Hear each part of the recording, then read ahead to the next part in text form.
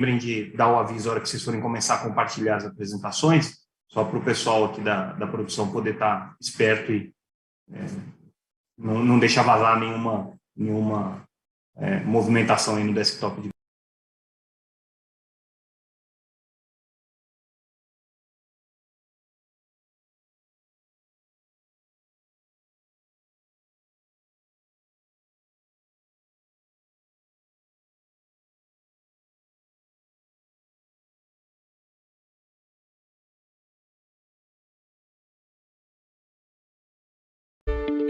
Em um mundo cada vez mais digital, a conectividade se tornou fundamental por conta da pandemia, aumentando ainda mais a importância dos serviços de telecomunicações. Muito mais que uma mudança de geração tecnológica, o 5G vai tornar viável as mais diferentes e infinitas possibilidades de soluções e negócios, além de acelerar o desenvolvimento digital do país. A projeção é de que o 5G será a geração de telefonia celular com crescimento mais rápido na história, trazendo inúmeros benefícios para as pessoas, enormes ganhos de produtividade por meio da automação de processos e, claro, a expansão da internet das coisas. Mesmo sendo o setor de infraestrutura que mais investe no país, vários desafios precisarão ser superados para que tudo isso se torne possível. É necessário ter regras claras que privilegiem a expansão das áreas de cobertura, serviços e o atendimento da população. Para a implementação do 5G, será necessário um número de 5 a 10 vezes maior de antenas que as tecnologias anteriores. O problema é que existem leis municipais que dificultam a instalação de infraestrutura e tornam o processo extremamente demorado. É preciso evoluir na modernização da legislação municipal. Além disso, a carga tributária também precisa passar por uma reforma ampla para que esteja mais em linha com a importância das telecomunicações para o país. O caminho não será fácil, mas é preciso que exista um trabalho em equipe para que juntos possamos concretizar mais essa etapa de desenvolvimento e conectividade do Brasil. O 5G é a nova conexão do Brasil com o futuro.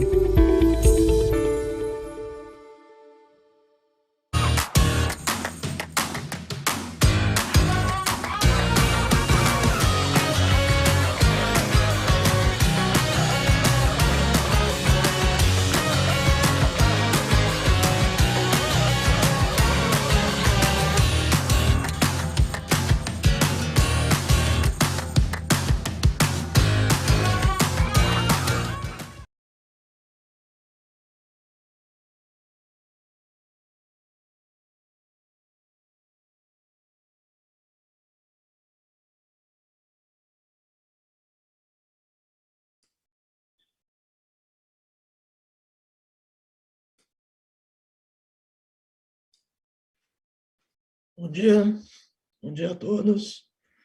Meu nome é Eudeu Borges, eu sou da Conexis e estou aqui para mediar o webinar número 5 do nosso painel Telebrasil, do dia 21, onde a gente vai falar sobre a evolução das redes de fibra no Brasil. Como participantes dessa mesa, nós temos o Eduardo Tude, da Teleco, que vai mostrar os números dessa evolução, Luiz Lima Dalgar, que vai dar o ponto de vista de uma operadora sobre esse tema, o Júlio Sgarbi, da Huawei, que vai dar o ponto de vista da Huawei, e a Natália Lobo, do Ministério das Comunicações, que fala em nome do governo.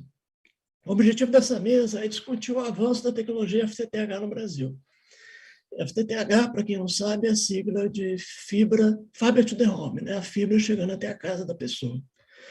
E as futuras necessidades e perspectivas de inovação tecnológica nas redes.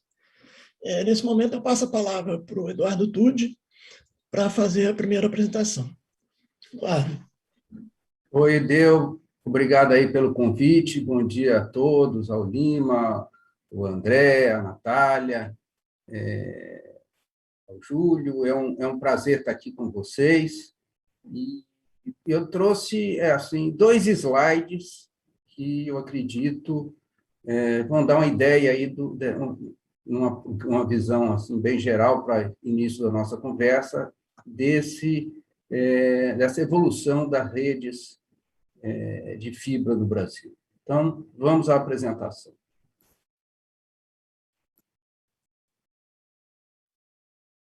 Deixa eu compartilhar aqui. Bom, vocês já devem estar vendo aí, né? E, na realidade, a gente tem redes de fibra no Brasil há mais de 10 anos, né? Mas numa quantidade muito pequena, e até 2015, a tecnologia principal era o cabo metálico, com as redes DSL. E assim continuou, né? Com a pequena, ainda cresceu um pouquinho em 2016, 2017, uma pequena queda em 2018. As redes de cabo cresceram e se mantêm até hoje com a quantidade praticamente constante, estável, e a gente vê aí o crescimento explosivo das redes de fibra, né? A partir de 2015, passando aí por 2017 e explodindo aí no ano de 2019, quando ela ultrapassou o cabo metálico e o cabo coaxial e continuou subindo, né? A gente pode dizer até quase como um foguete, né? Então, é muito claro que esse crescimento se deu, em parte, por uma migração dos clientes de fibra, de DSL para fibra, né? Então, você vê aqui, de 10,2 para 5, são 5 milhões de perda aqui, daria uns 15, mas, além disso, a gente vê, além dessa migração de clientes do cabo metálico, DSL, a gente vê que a fibra está expandindo aí o seu footprint, né? A gente tem hoje redes de fibra em praticamente todos os municípios, né? Tirando alguns muito remotos lá da Amazônia, né? E a gente vê esse crescimento dentro das redes de fibras, o que leva a essa quantidade de acessos aí muito grande, né? Hoje, a fibra já representa mais de 54% do total de acessos de banda larga do Brasil. E, quer dizer, não adianta você ter a rede FTTH, a rede de fibra no município, mas para viabilizar uma alta velocidade, a gente precisa que essas redes estejam conectadas também com fibra ao backbone de internet. E hoje a gente tem 4,6 municípios conectados por backhaul de fibra, né? Ou seja, mais de 80% dos municípios, onde mora 92% da população. Então, acho que isso aí dá um retrato muito claro de como a fibra se tornou a principal tecnologia, como ela está evoluindo e deve continuar crescendo, né? Só o detalhe aqui, a gente estava falando aqui em anos, mas nesse último step aí de 5 até o segundo trimestre, 5 bilhões em um semestre, né? Então, se a gente for extrapolar isso, provavelmente, no final do ano, a gente já está aí com quase 30 milhões de acessos em fibra. O outro ponto que eu queria levantar é que as competitivas, né, e a gente chama aí de competitivas todas aquelas, como a Anatel coloca, que tem menos de 5% de market share nacional, as PPPs, né? Elas que começaram pequenininhas em matéria de acessos em fibra aqui, e as incumbentes aí são, na banda larga, são Vivo, Claro e Oi, né? A gente vê que elas começaram pequenininha aqui em 2015, 2016, quando foi em 2018, elas já estavam superando aí e se tornando as principais prestadoras de fibra, né? Então, esse crescimento na fibra, e aí a gente vê aqui, ele tem sido puxado pelas competitivas, né? É claro que a gente vê aqui, a partir principalmente aí de 2019, né, um avanço da fibra também na Oi, na Vivo, né, e uma contribuição muito grande aí nesse total comparado a 2018, vamos dizer, quase triplicou. Mas o mesmo ocorreu nas competitivas. Então, a gente pode dizer hoje que, entre as operadoras, a tendência, vamos dizer, de investimento em fibra é a principal, né? Mesmo no caso da Claro, que tem os seus acessos, né, com a tecnologia do cabo, nas novas cidades ela já está investindo em fibra. Então, parece que houve um consenso de que o acesso em fibra é a tecnologia melhor para se chegar aí nas residências, e a gente vê isso acontecendo não só nas competitivas, mas nas outras operadoras, e o usuário dando preferência, porque isso levou a um aumento muito grande da velocidade, né? Estudos recentes aí da Meu Plano mostram que em todas as regiões do Brasil, hoje, a velocidade média já é superior a 50 megabits por segundo. As competitivas têm 64% dos acessos em fibras, e elas estão com backhaul de fibra em 4,2 municípios. Então, esse era o quadro inicial que eu queria colocar aí para a gente iniciar o debate. Então, vou parar aqui a apresentação.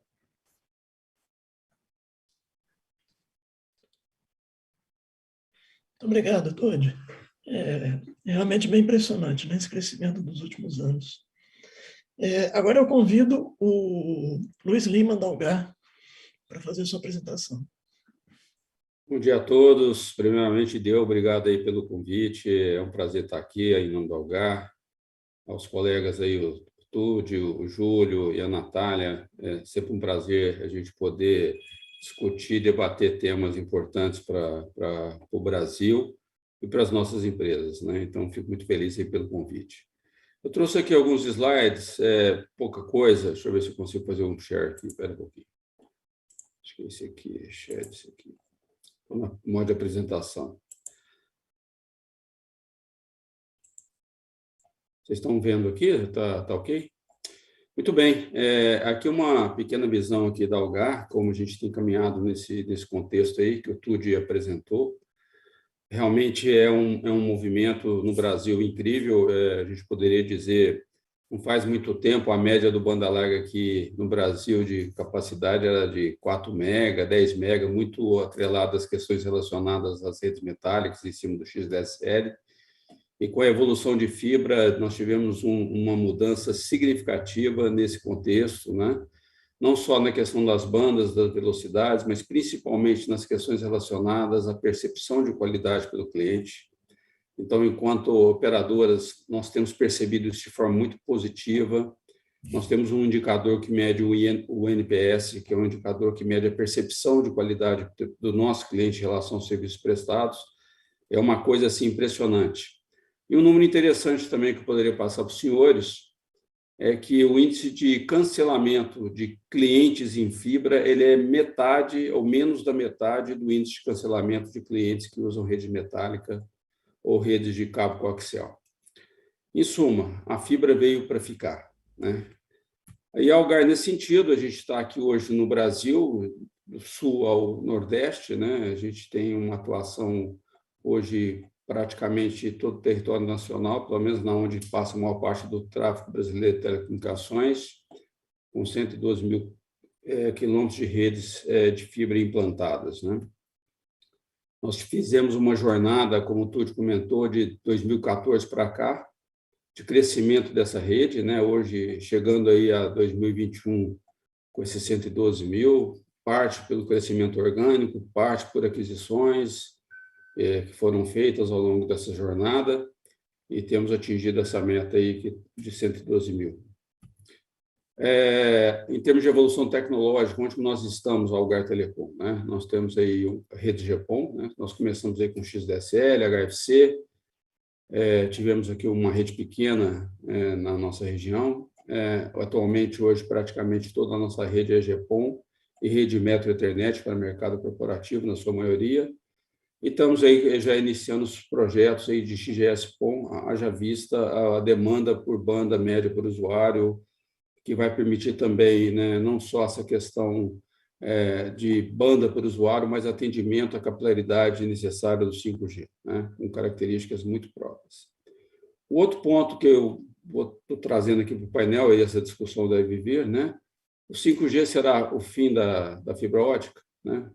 Esse é um tema aí muito discutido, etc., dentro do setor, com FWA, entre outras tecnologias que estão por vir, mas a visão nossa da Algar, que não faz nenhum sentido essa rivalidade, muito pelo contrário, são redes distintas, complementares, que chegarão a facilitar a vida de todos e permitir o grande avanço da tecnologia 5G, né? Então, esse é um tema importante que a gente precisa discutir aqui também. O outro ponto, que essa infraestrutura de fibra terá um impacto significativo na capilaridade necessária que o 5G vai nos trazer. A gente vê aí a quantidade de células por quilômetro quadrado, quando você evolui as tecnologias aqui móveis, né? Então, 5G efetivamente demandará um acesso de rede ótica nunca vista antes, pelo volume de access point necessários para essa rede. E, por fim, um tema que também tem se discutido muito, a questão das questões das empresas se tornarem infracos, né? Como é que está esse movimento? O que a gente acha com relação ao Brasil? Aqui eu trouxe um mapa aqui que dá mais ou menos alguns movimentos de alguns continentes onde já tem alguns movimentos nesse sentido. O Brasil começa agora os primeiros anúncios, que a gente ouviu recentemente. Então, eu acho que esse é o tema que eu gostaria de trazer para as nossas discussões, e é um pouco da visão da Algar nesse sentido. Basicamente é isso, eu queria agradecer aí por esse momento mais uma vez.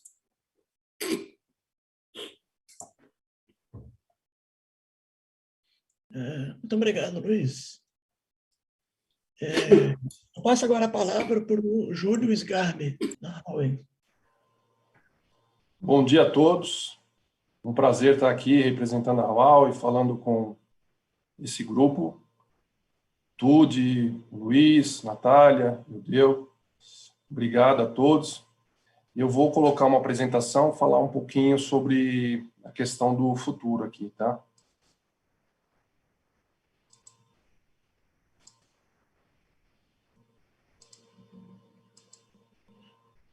Conseguem ver aqui a minha apresentação?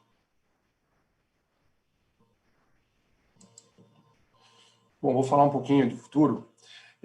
Eu gostaria de começar falando da questão do uso da banda larga, tá?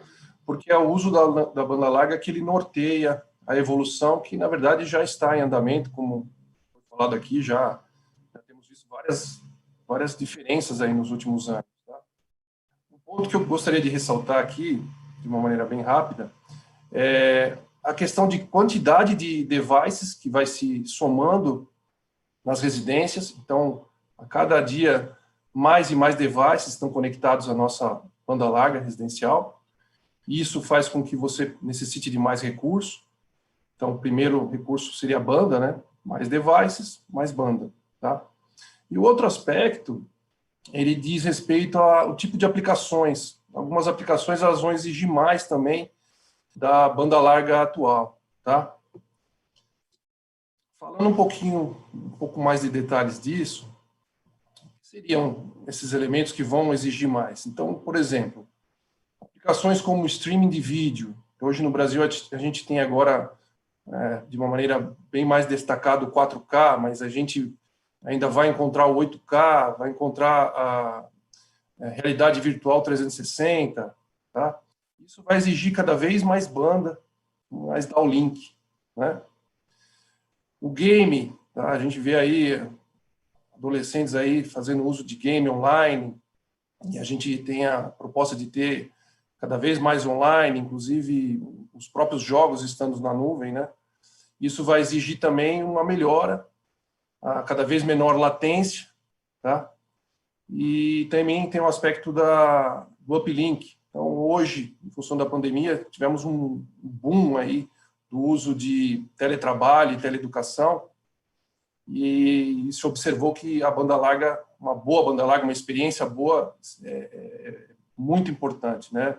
Então, quando se fala de teletrabalho, teleeducação, estamos falando aí de ter uma latência baixa, né? Ter também um uplink alto, e isso é o que a gente tem visto aí nos últimos tempos como uma rápida evolução no que a gente tem na experiência do usuário, tá?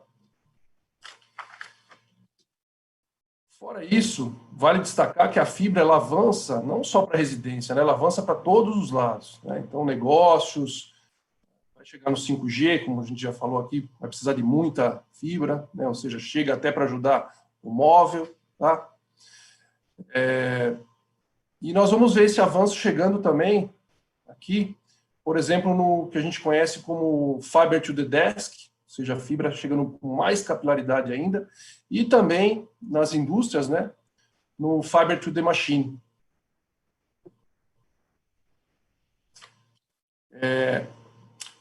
A Huawei ela participa de um grupo mundial, da ETSI, que padroniza o 5G da fixa. Então, assim como nós temos o padrão 5G na móvel, para a fixa nós temos também o F5G, tá?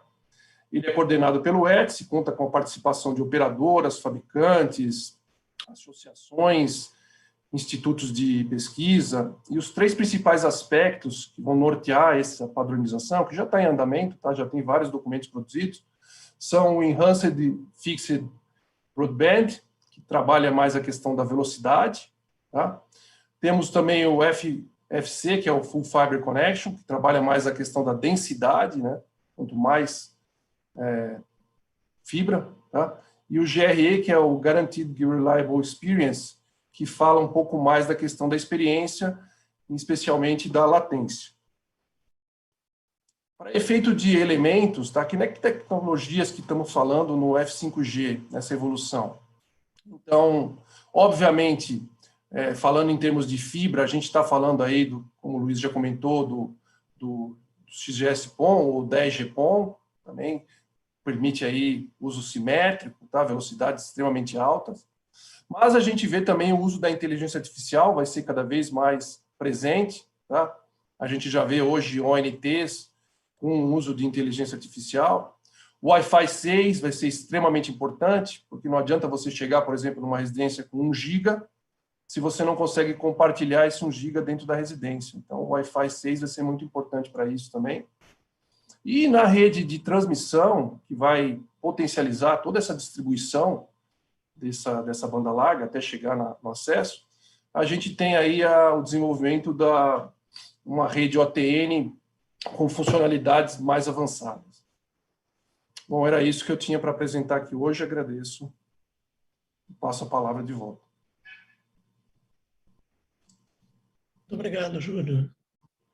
Obrigado. Eu passo agora a palavra para a Natália, do Ministério das Comunicações.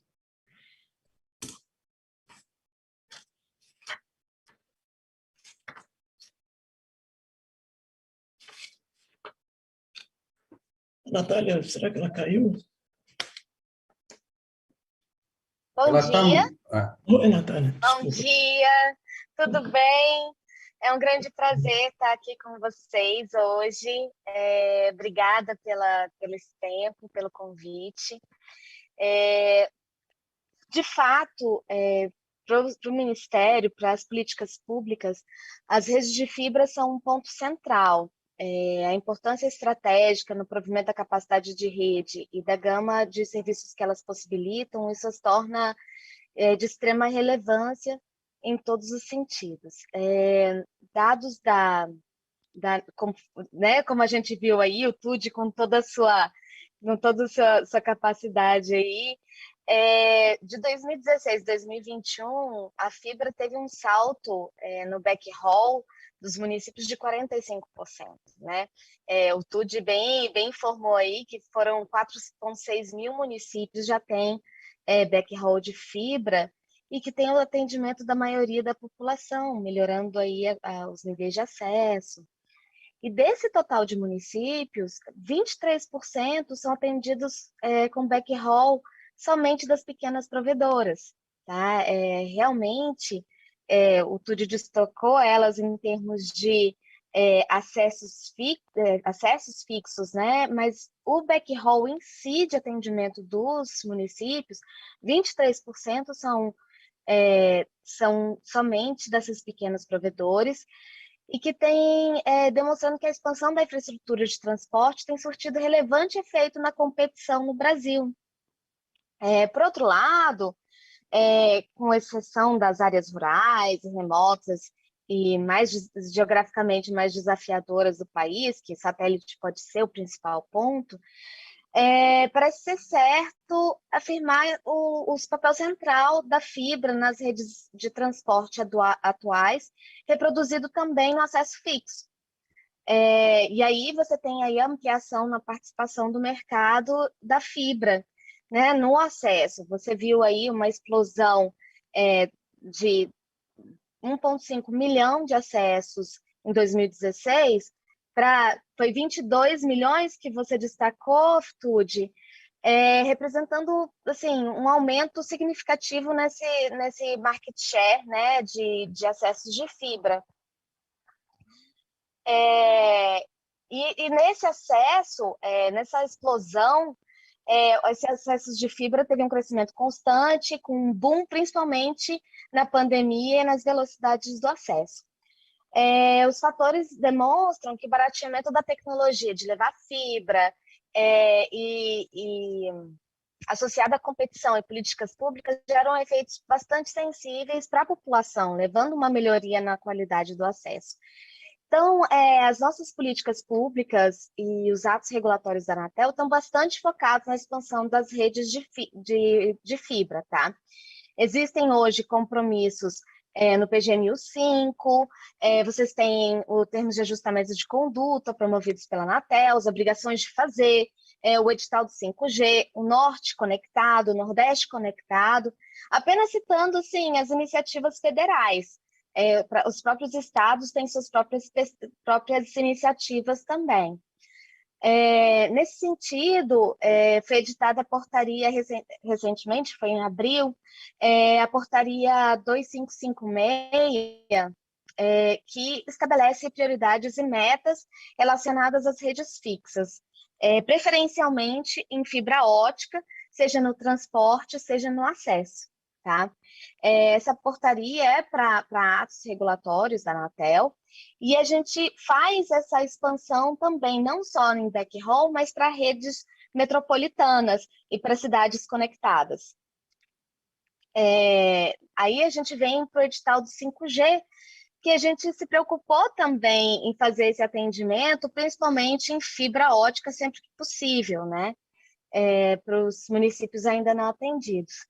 Na região norte, que você tem desafios específicos, né, que é a implantação do PAIS, do Programa Amazônia Integrada e Sustentável, no fim do prazo das obrigações do edital, todos os municípios devem ter redes de transporte em fibra ótica e um ponto de presença.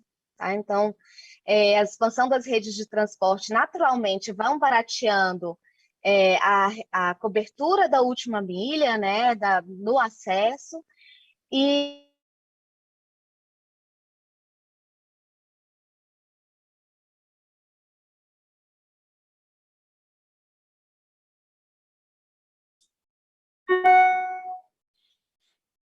parece que a Natália teve algum problema com a conexão. Vamos aguardar só um pouquinho para ver se ela consegue se reconectar. Brincadeiras à parte, viu, Deus? Vou colocar um acesso da Algar Telecom lá para a Natália, viu? Tá bom. Tá. Pessoal, então vamos... Enfim, enquanto a Natália está com problema lá na conexão, né? Eu vou propor para vocês para a gente começar já a fazer algumas questões, né, em relação aos pontos que a gente já viu aqui nas apresentações. Desculpa. Oi, Natália. Desculpa, caí aí. Não, tranquilo. Pode continuar. Tá bom, então, obrigada. Então, assim, até o próprio Tribunal de Contas reconhece o efeito multiplicador dessas redes de fibra e coloca elas como sendo uma coisa bem interessante para a gente continuar investindo. E no mais, a gente fala minha última fala é só com relação ao PAIS, né, ao Programa Amazônia Integrado Sustentável, que está no edital do 5G, e que ele também tem essa perspectiva de fibrar a região amazônica, a região norte, com um cabo óptico subfluvial, atendendo escolas, hospitais, fóruns e praças, e melhorando bastante a qualidade da conectividade lá nessa região. Então é isso, gente. Fico à disposição aí para vocês, para quando quiserem. Desculpa aí, estava sem minha figura aí, mas é isso. Desculpa aí, gente. Não, muito obrigado, Natália. Pessoal, então, vamos começar a fazer algumas questões aqui, né, relacionadas aos pontos que foram discutidos. E eu queria deixar em aberto também, se vocês quiserem, né, fazer alguma questão também. E eu vou abrir aqui com a pergunta relacionada a esse crescimento que a gente teve aí nos últimos anos, né? Quer dizer, pelo material do TUD, a gente viu uma inflexão em 2019, né? E um crescimento muito forte, né, nos últimos 6 meses. E aí eu tenho 2 perguntas. A primeira é se esse crescimento vocês acham que pode ser devido à pandemia, né, de coronavírus que a gente está atravessando, né, quer dizer, com uma demanda maior, ou se isso já era um dado, né, do mercado, e se esse crescimento ele tende a continuar para os próximos meses ou anos, né, se vocês já conseguem ver algum tipo de inflexão. Não sei se o Túlio ou o Luiz querem falar. O Túlio vai primeiro aí, Túlio, por favor. Primeiros. Tá bom, Luiz, obrigado. Eu diria o seguinte, até pelos números, a gente vê que esse primeiro semestre, no ano passado, a gente teve 7 milhões de adições líquidas, e esse ano, em 6 meses, tivemos 5. Então, o que acelerou a pandemia o ano passado, né? Na verdade, a gente viu muito, claro, um crescimento dos acessos, mas muito um crescimento também da banda utilizada, né? Então, tudo indica que vai crescer, né? E se a gente for comparar o Brasil, acessos por 100 habitantes com o CDE, nós ainda estamos aí no 18 e a OCDE está em 35. Então, a gente tem muito chão aí para andar. Hoje a gente tem 55 acessos por domicílio, então, 55% dos domicílios têm acesso à banda larga, então eu diria que tem muito caminho. Agora, eu acho que esse crescimento ele ocorre na fibra de 2 maneiras, né? A gente sabe que tem uma subnotificação muito grande entre as pequenas prestadoras, principalmente as muito pequenas, né?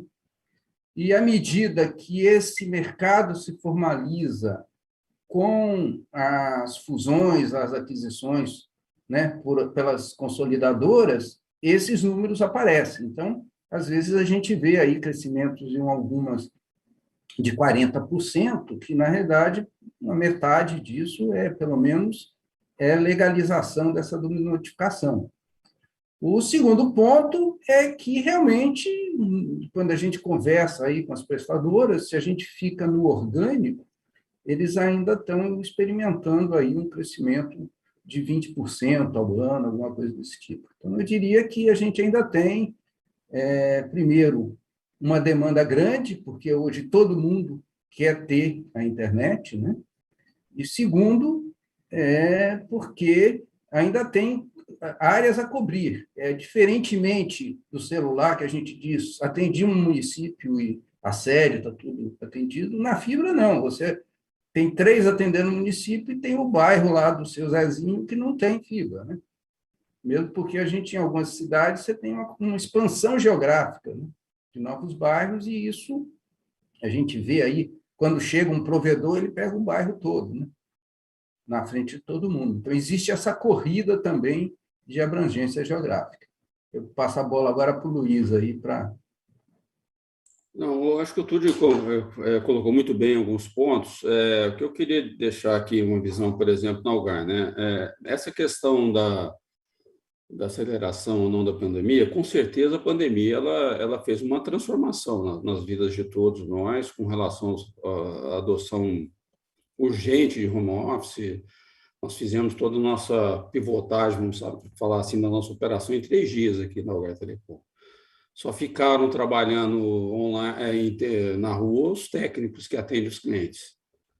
Todo o restante da organização foi para home office. Então, obviamente, nós tivemos que acelerar, não só para a Algar Telecom, mas todas as empresas tiveram que passar por isso. Então, a pandemia, de certa forma, ela trouxe uma demanda efetiva dessa conectividade mais robusta, vamos chamar assim, que desse uma condição boa de trabalho para todas as pessoas.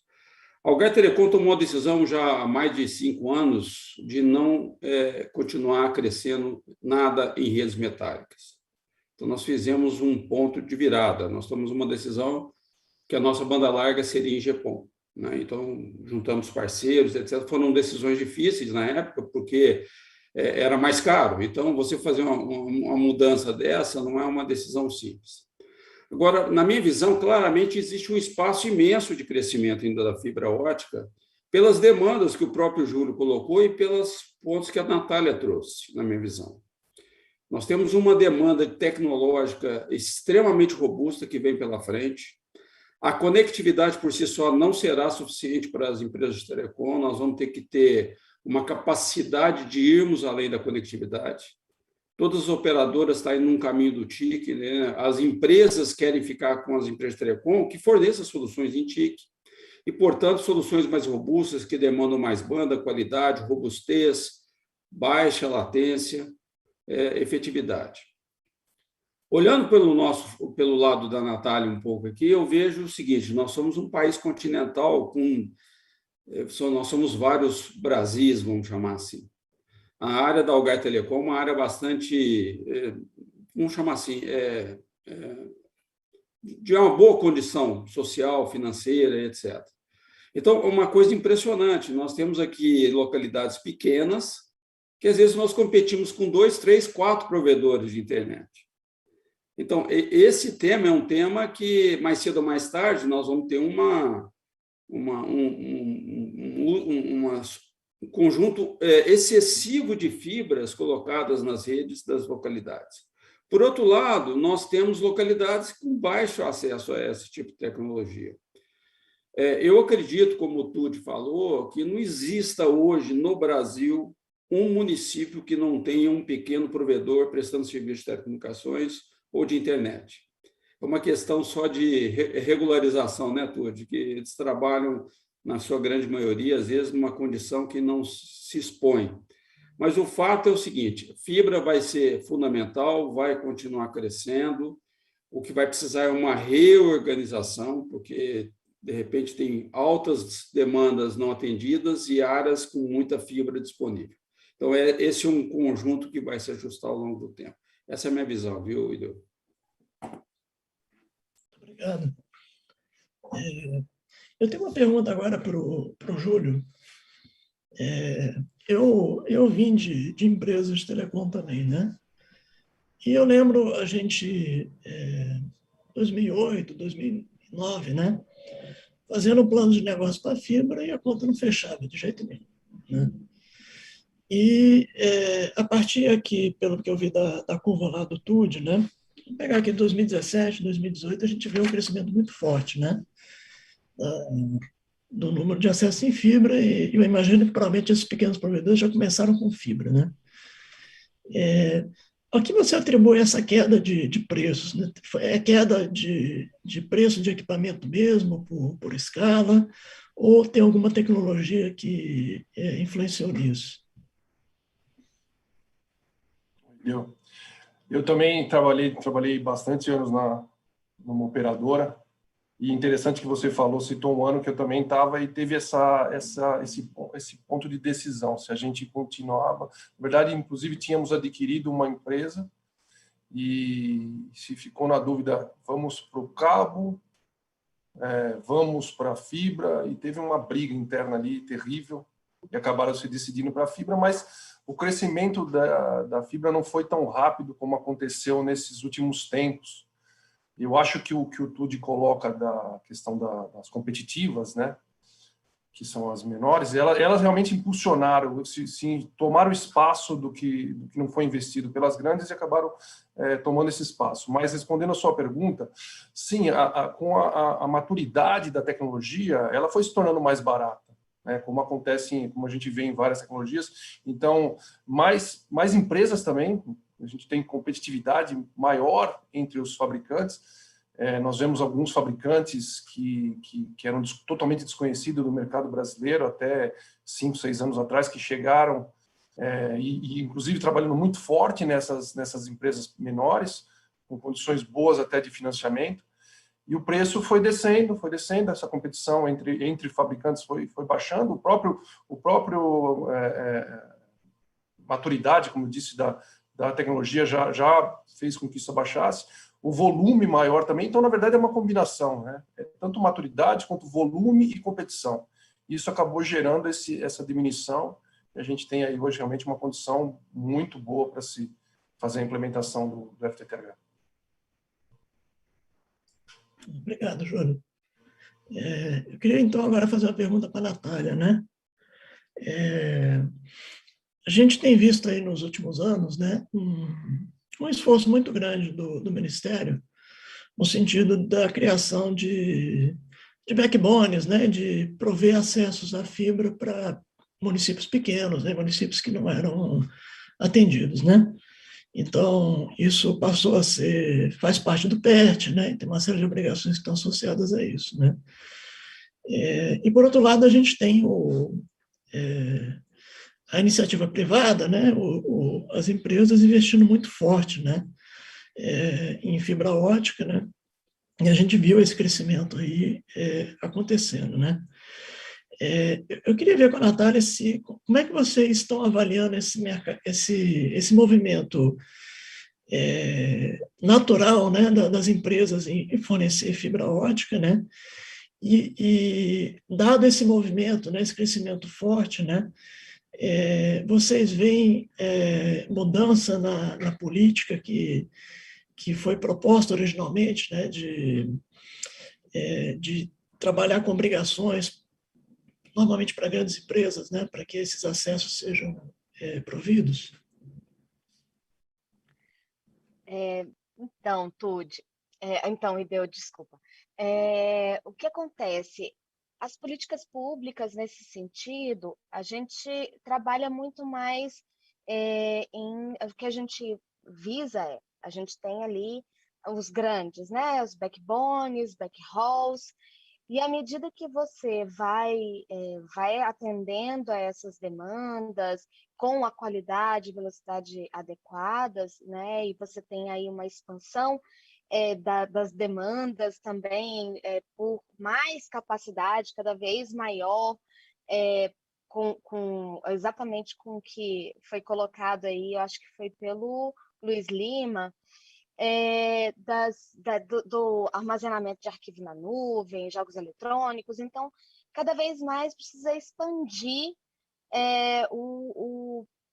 a qualidade e a ampliação dessa infraestrutura que chega aos municípios. Não somente isso, a gente fala também em olhar não só na abrangência de município, mas aí agora a gente vai para localidades, a gente vai diminuindo para setor censitário, e à medida que cada abrangência geográfica vai sendo atendida com uma qualidade melhor, a gente pode descer para bairros, né? Porque mesmo dentro das cidades, né? Vamos pegar cidades como Brasília. Na minha casa ali a qualidade não chega a fibra ótica, chega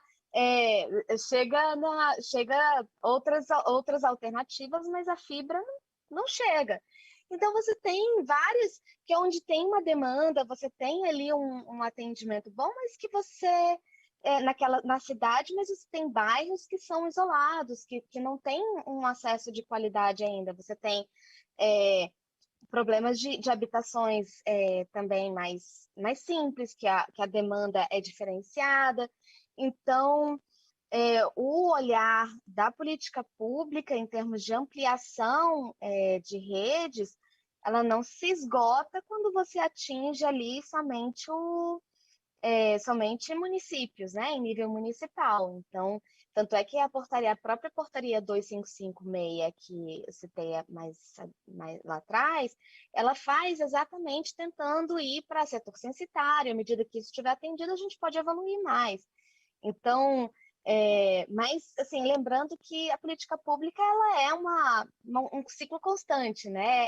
Formulação, implementação, avaliação, e aí a gente vê como é que está, faz um diagnóstico, e ela vai se realimentando e a gente vai fazendo as adequações necessárias de acordo com a demanda da população. Nesse momento, eu enxergo que existe ainda um grande movimento para você ter ainda a ampliação da fibra, e principalmente nesse momento que ela meio que se complementa, né, ao 5G. Então, entendo que a gente tem aí uma perspectiva ainda muito grande para as políticas públicas. Obrigada. Muito obrigado, Natália. Enfim, continuando, se eu não me engano, o Luiz, ele mencionou a questão da Infraco, né? Que são empresas, né, que têm essa função de estar provendo a infraestrutura de forma compartilhada, né? Quer dizer, para que as outras empresas possam utilizar, né? Assim, isso sempre pareceu fazer muito sentido aqui no Brasil, né? Principalmente porque a gente tem um ticket médio baixo, né? O investimento nosso é mais alto, né? Quer dizer, por conta dos preços, né? Dólar, etc. Mas, por outro lado, eu pelo menos tive uma experiência no passado também, né? De oferta de uma rede compartilhada, assim, havia muita resistência das empresas, né? As áreas de engenharia, elas tinham uma necessidade grande de ter rede própria, né? Eu queria perguntar para o Luiz se ele vê que essa mentalidade mudou, né? E se realmente a gente está no momento onde uma Infraco faça sentido aqui no país. Bom, aqui na Algar a gente tem estudado muito de perto esses movimentos constantemente, né? Nós não temos uma opinião fechada e formada com relação a esse tema ainda, mas eu gostaria aqui de avaliar e deixar alguns pontos que eu acho que são importantes nesse contexto. Primeiro, a importância da questão concorrencial. Eu acredito que a melhor forma de você atingir mercados, e a Natália colocou de forma muito correta aqui agora, né, as políticas públicas, a questão concorrencial é fundamental, né? Porque, senão, se você for só sobre a ótica econômica, nós vamos atender só a Paulista, só a região dos Jardins, só a região A ou classe A, né? Então, o que os provedores fizeram, os competidores, os competitivos fizeram nos últimos anos? Pegaram as lacunas deixadas pelas telcos, de uma forma geral, né?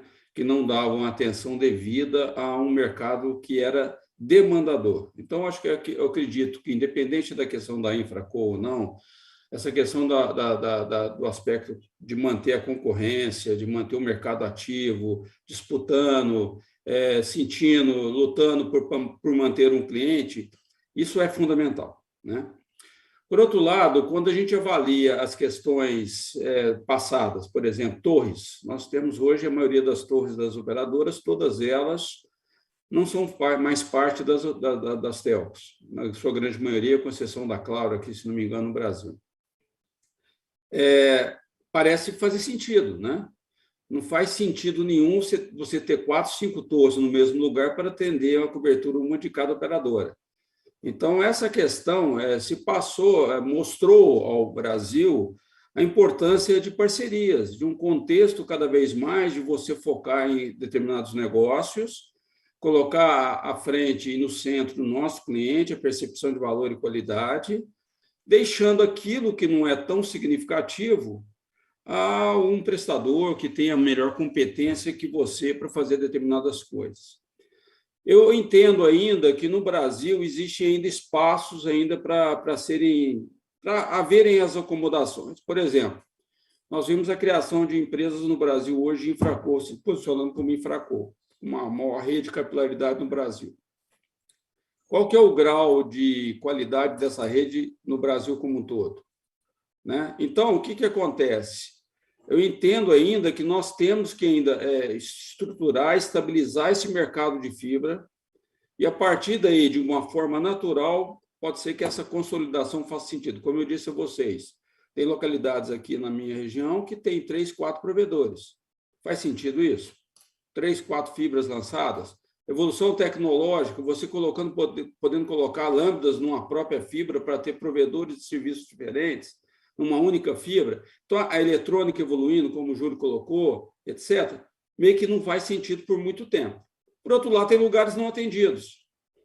E será que essas empresas têm interesse em atender também? Então, esse é um mercado que ainda a gente vai estabilizar, mas eu entendo que é uma tendência, tá, Ireu? Para mim, é uma questão de racionalidade de negócio, de você botar o dinheiro onde realmente precisa levar qualidade e serviço ao cliente, colocando o cliente no centro. Esse é um ponto de vista meu aqui.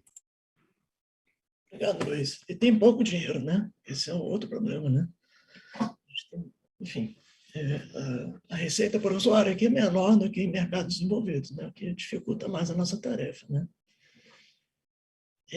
Eu queria fazer uma pergunta para o Tude, depois deixar em aberto para quem quiser responder também. É uma curiosidade minha. Tude, você falou que, se eu não me engano, 56% da rede de banda larga já é em fibra, né? Eu andei pesquisando há algum tempo, não faz muito tempo, acho que faz uns 2 meses, esses valores, eu vi que esses valores parecidos com esses são de mercados avançados, né? Tipo Japão, né? Mercados europeus, etc. E aí, quando a gente vê essas pesquisas internacionais de banda média, né? A gente vê que a gente está no meio, né? dos rankings, né? E, teoricamente, com uma rede de fibra desse tamanho, a gente devia estar no topo, né? Você tem alguma ideia, ou alguém de vocês tem alguma ideia por que isso acontece? Na realidade, assim, o caso europeu, ele atrasou a implantação das redes de fibra, justamente porque vou pegar o caso mais emblemático, que foi o Reino Unido, né, onde começou a questão da desagregação das redes, e você ter aí na BT um operador, né, que atuaria como operador neutro, né, e houve todo um modelo, né, de unbundling, onde vamos dizer, a incumbent tinha o par de cobre e a competição era dada pelo aluguel desse par de cobre. Então, quando houve a onda da fibra, não havia um interesse dessas incumbents em fazer um deployment acelerado de fibra, né? Até porque é um investimento. Imagina um operador, se uma operadora só fosse botar fibra no Brasil inteiro, que nem as competitivas estão fazendo. Ela não ia fazer, e a gente estaria muito mais atrasado. Então, isso acabou atrasando a entrada da fibra lá, né? E com uma questão também que a gente... Na Europa, assim, você tem neve, você tem prédios, você não sai pendurando fibra nos postes que nem no Brasil, né? Então, o custo de implantar uma rede na Europa é maior do que no Brasil. A barreira de entrada é maior. Então, por isso, um modelo como esse, né, de unbundling e tal, prevaleceu. No Brasil, não. Todas as redes de acessos praticamente são aéreas, né? E a gente acabou tendo uma regulamentação com todos os defeitos que tem, que liberou o uso desses postes. Então, isso tornou, vamos dizer, barato para esses provedores que iniciaram com rádio migrar para fibra, né? E aí o preço da fibra caiu, etc. e tal, e eles tinham um custo muito baixo, porque eram equipes próprias que faziam, como continua até hoje. Então, nesse ponto, a gente conseguiu avançar muito na fibra, embora no total da banda larga a gente esteja atrasado, como eu falei, em relação a eles. Mas eles, vamos dizer, agora que eles estão tendo um avanço muito forte na fibra. E em relação a essa questão da velocidade média, né? Porque isso é uma coisa que sempre me intrigou, assim. Quando você vê uma pesquisa dessas, né, OpenScience, etc., você vê a nossa velocidade média lá no meio da lista, né? Tipo, 40º lugar, enfim. Mas a gente tem essa quantidade proporcionalmente grande de fibra, né, nas nossas redes de banda larga fixa, né? Teoricamente, o nosso resultado deveria ser muito melhor, né? Não sei se alguém de vocês... Se você for olhar, assim, não basta ter a fibra, por isso que a ação do Ministério é importante. Você tem que estar essa rede. A gente, há uns anos atrás, fazia pesquisa no Teleco e ligava para uma prestadora. Falava, não, eu tenho fibra aqui, eu boto um rádio, chego no bairro e atendo com fibra. Então, a velocidade é lá embaixo, né? Então, se você não conecta tudo com fibra, e o provedor na ponta não tem alternativa de quem vai vender a conexão do preço barato, ele não consegue aumentar a velocidade. Hoje, existe uma corrida de velocidade no Brasil, né? O que antigamente era 50, hoje é 200. E isso vai crescer, como o Júlio colocou aí, a demanda é grande, né? E hoje, as redes de transporte de longa distância viabilizam esse crescimento da fibra para todos os provedores. Mas, na realidade, também um dos motivos, viu, Ideu, que a gente enxerga, né, é a capacidade do backhaul, né, do backbone desses provedores. Na maioria deles, eles compram isso de outros grandes provedores. E o que acontece, na verdade? Tem uma rede de fibra muito bem capilarizada, é distribuída, porém com alto grau de compartilhamento, simultaneidade, etc. O que faz com que a banda média por usuário, a percepção e qualidade de valor, seja baixa. Então, essa é uma realidade. Então, a gente vê muito assim, né? Por exemplo, nós já estamos, como o Tuti falou, hoje 200 megas, a gente dá 300 megas, 600 megas, 1 giga. Então, o mercado faz esse movimento, né? Só que, na verdade, o consumidor ele não tem essa demanda ainda nesse nível, ou todos os consumidores não têm, o que permite com que as empresas, principalmente os provedores, façam um compartilhamento maior em uma, vamos chamar assim, simultaneidade maior, devido até a restrições do próprio backbone. Então, essa é a realidade que tem no Brasil hoje, na sua grande maioria. Eu queria pegar um gancho, então, nessa... E só fazer passar uma informação para todo mundo, né? Eu recebi aqui um pedido para, enfim, que a gente leve a nossa conversa aqui até 10h10 da manhã, tá? A gente já está previsto para terminar agora. Enfim, acho que mais 10 minutos, né, para a gente estar fazendo um ajuste aqui do cronograma. Mas eu queria fazer uma pergunta ao Júlio. Nessa linha que o Luiz falou, desse crescimento de velocidades ofertadas aos usuários, né? E aí vou pegar de novo uma experiência minha aqui. Eu tinha 30 MB em casa e meu acesso foi para 100 MB, né? A gente usa bastante internet aqui em casa, tem Netflix para todo lado, enfim. E apesar de, quando eu faço o teste de velocidade, eu vejo que realmente estavam uns 30 MB lá e existem uns 100 MB, né? Estão disponíveis para mim, a minha experiência não mudou. Assim, não fez muita diferença, tá? Você vê alguma tendência para o futuro da velocidade não passar a ser mais um diferencial das ofertas de banda larga e começar a ter outros, como você falou de latência, etc., a velocidade passar a ser algo irrelevante, quer dizer, todo mundo oferece a mesma velocidade? Bom, boa pergunta, excelente pergunta. Hoje nós temos visto isso, você tem um aumento da oferta por velocidade, e muitas vezes o usuário ele acaba, por conta do comportamento que ele tem de uso, ele já, com a velocidade já supre o que ele utiliza no dia a dia. Então, a menos que ele parta para uma mudança de comportamento, por exemplo, utilizando aplicações que requerem mais banda, ou tendo mais dispositivos, ele provavelmente não vai ter esse sentimento. Tá? Agora, o que a gente tem notado, que é uma preocupação das operadoras, e até a questão, vocês falaram bem interessante a questão da competitividade, mas assim, lugares que você já tem mais de um competidor, que isso já está estabelecido, é muito difícil tirar o cliente de um lado para o outro. E essa questão da experiência vai ser fundamental. Vou dar um exemplo que é importantíssimo nisso, é o Wi-Fi. Muitas vezes, o usuário na residência, ele não tem uma cobertura boa.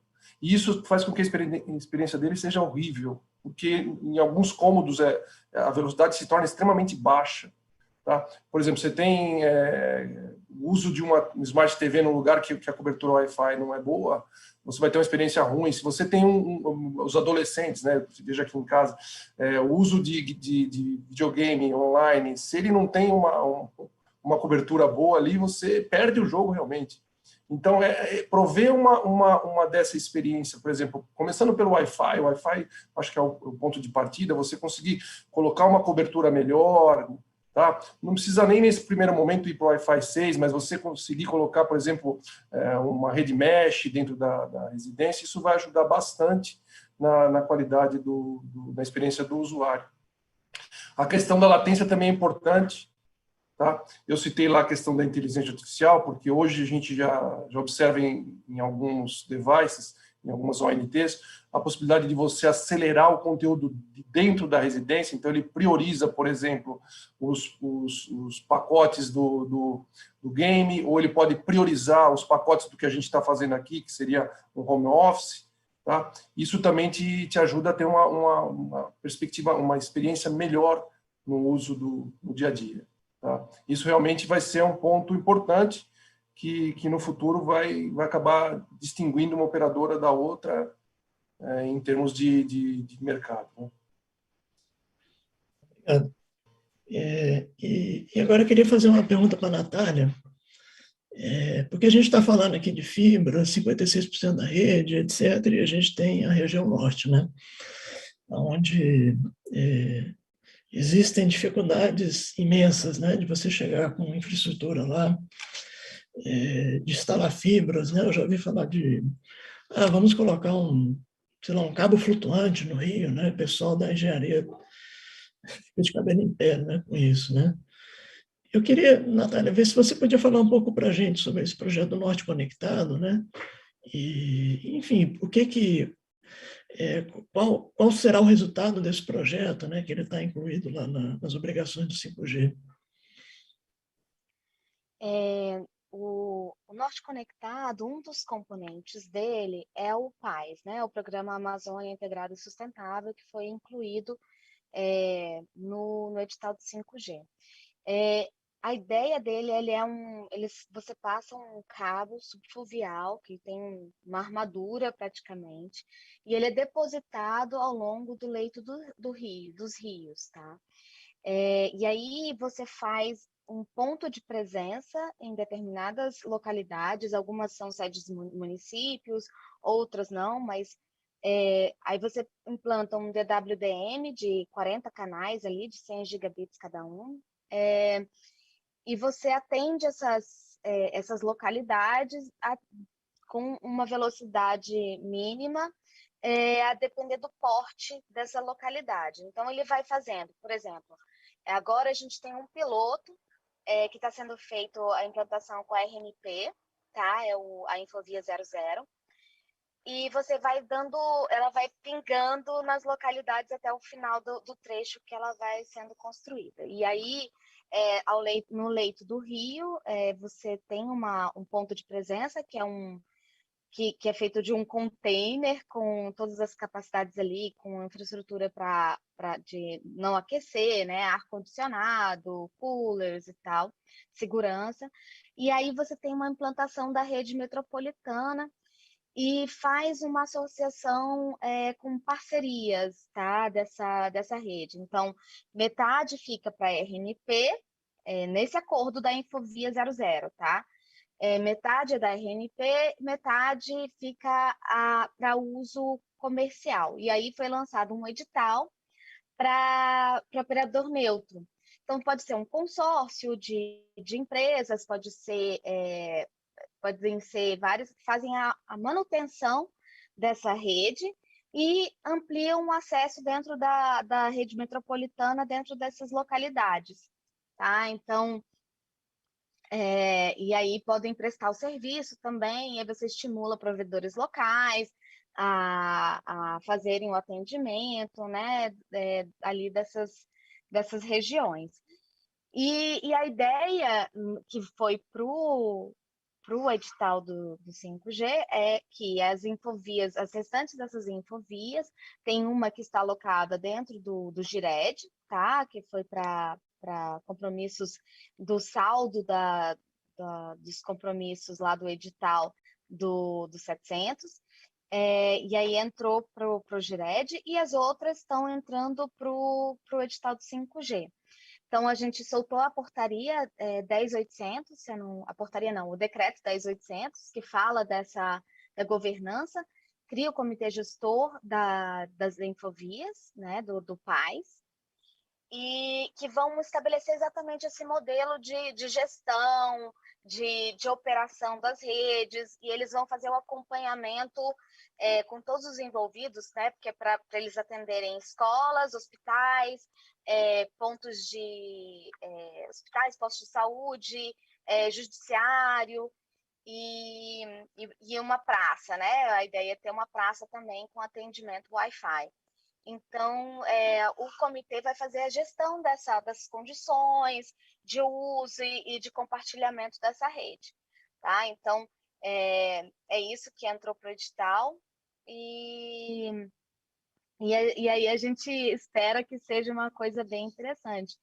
E é isso, a gente tenta também estabelecer outras parcerias aí das elétricas com operadoras para poder também melhorar a redundância e a qualidade da rede aí disponível, né? Melhoria dos equipamentos na ponta dessas redes de transmissão, na UPGW, para conseguir fazer uma melhoria no provimento final para o consumidor. Respondi? Tem alguma dúvida? Não, tranquilo. Enfim, a gente está com o nosso tempo acabando, né? Mas eu queria fazer uma última pergunta, e eu deixo aberto para quem quiser responder, que é essa questão das PPPs, né? Que são os pequenos provedores, né? Eu acho que no Brasil a gente tem um cenário, eu não vou dizer que é o único, assim, porque eu não conheço todos os mercados, mas parece ser bem especial, né?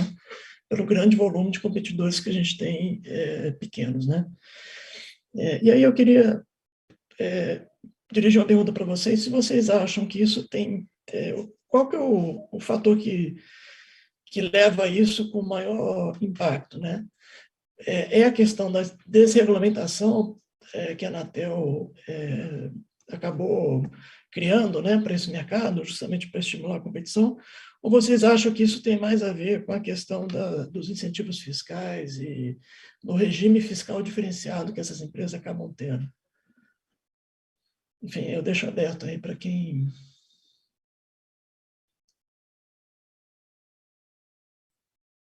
Se ninguém se candidata, né? Eu acho que o principal é a desregulamentação, né? Ou seja, a barreira de entrada é muito pequena. É diferente no móvel, né? Que, como você usa um recurso escasso, a frequência é muito cara. Agora, na banda larga, não. Na hora que houve a liberalização, qualquer empresa, e hoje, então, você nem precisa pedir autorização no início, né? Só cadastrar. Isso aí facilitou muito. Tem uma curva que mostra a quantidade que vem lá da pesquisa do NIC-BR, que mostra a quantidade de prestadoras de SCM por ano em que foram criadas. E a gente vê esse pico aí em 2018, com mais de, se não me engano, cerca de 1.800, né? Então, eu acho que é o mercado, as condições e a baixa barreira de entrada. É claro que, à medida que esse mercado se profissionaliza, vira mais maduro, a gente já começa a ver menos gente, menos empresas entrando nesse mercado. Queria complementar a Natália, por favor, vá à frente. Não, imagina, Luiz. Era só para dizer que acho que acredito que o setor inteiro de telecomunicações ele está passando por um processo de amadurecimento, né? Como tu bem falou aí. E não só, né, na questão da fibra, né, talvez vai haver uma evolução para um operador neutro, para vários operadores neutros, vai ter que continuar cada um com a sua fibra, você tem aí uma maior integração entre o serviço móvel, né, com o 5G e a fibra, cada vez a fibra vai ser mais necessária para fazer o escoamento dos dados, o 5G. Então, eu acho difícil a gente prever, né? Mas, de fato, a gente tem um problema muito grande também com a questão dos postes, que tem sido uma reclamação constante, tanto das elétricas quanto das cidades. Então, também é um tema bastante difícil e que estamos tentando endereçar por aqui também, acompanhando também o regulamento aí que vai vir pela Anatel e a ANEEL conjunto. Mas, de fato, ainda é um setor que está amadurecendo. É isso, Luiz, vai lá. Não, eu só queria complementar aqui o seguinte, né? Eu sou um defensor profundo aí da questão do ambiente equilibrado de mercado, né? Se não tiver ambiente equilibrado, se não tiver competição, hoje nós não estaríamos aí com essa cobertura de fibras óticas no Brasil. Posso afirmar isso para vocês. Então, isso é um fato. Por outro lado, tem que haver um grau de regulamentação mínimo. Haja visto o que está acontecendo com os postes. Por exemplo, nós temos em São Paulo mais de 300 provedores disputando o mesmo poste. Não faz sentido isso. Não tem a mínima condição e, às vezes, sem nenhuma qualidade, nenhuma informação, de forma clandestina, sem, sabe? Então, assim, não dá para comparar empresas que são extremamente regulamentadas, exigem qualidade, etc., e competindo. Então, por isso que eu sou a favor da questão do ambiente equilibrado no mercado. A gente sabe que o país precisa crescer, tem oportunidades, mas tem que ter um grau mínimo de regulamentação, né? Então, eu vou na linha que o Tuti falou, pela própria condição que foi criada e um pouco que a Natália comentou, né? Não dá para continuar dessa forma, tem que ter profissionais, tem que ter empresas profissionais que coloquem o cliente no centro. Todos nós somos de telecom, mas todos nós somos clientes também. Então, de certa forma, nós temos que pensar sobre a ótica do cliente sempre, da qualidade e do atendimento. Tá? Esse é o meu ponto de vista. Muito obrigado, pessoal. Infelizmente, o nosso tempo acabou. Eu, particularmente, achei o debate muito bom, né? Espero que vocês tenham gostado também dessa oportunidade da gente conversar. E, enfim, agradeço muito a presença de todos, né? A disponibilidade de estar aqui. E eu gostaria de convidar a todos para estar assistindo os outros painéis, né? E as outras transmissões que vamos estar fazendo ao longo do dia no painel Telebrasil. Então, muito obrigado a todos e tenham um bom dia. Obrigado. Obrigado, um bom dia a todos. Obrigado aí, bom dia a todos. Obrigada.